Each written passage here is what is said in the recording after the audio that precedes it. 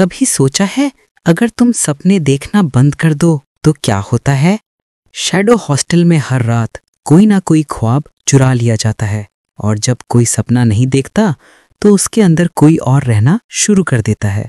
सना एक जर्नलिस्ट सिर्फ एक डॉक्यूमेंट्री शूट करने आई थी, लेकिन हॉस्टल ने उसे अपना हिस्सा बना लिया। हर कमरा एक कहानी, एक दर्द, एक सीक्रेट। कहीं कोई हमेशा हंसते हुए रो रहा था, कहीं कोई बिना जान के भी सांस ले रहा था। जब सना ने कैमरा ऑन किया तो स्क्रीन पर अपनी खुद की पुरानी तस्वीर देखी। तब उसे समझ आया ये हॉस्टल एक मेमोरी वॉल्ट है जहां लोगों के इमोशंस ट्रैप हैं और सना खुद भी उसी वॉल्ट का हिस्सा थी। एक पुरानी मेमोरी जो भूल गई थी कि वो कब मर चुकी थी। ये कहानी नहीं, एक याद है जो सिर्फ उन्हें दिखाई देती है जो सपने देखना छोड़ देते हैं। दोस्तों, अगर आपको ये कहानी पसंद आए तो लाइक करें, शेयर करें और कमेंट में लिखें मैं सपने देखता हूँ।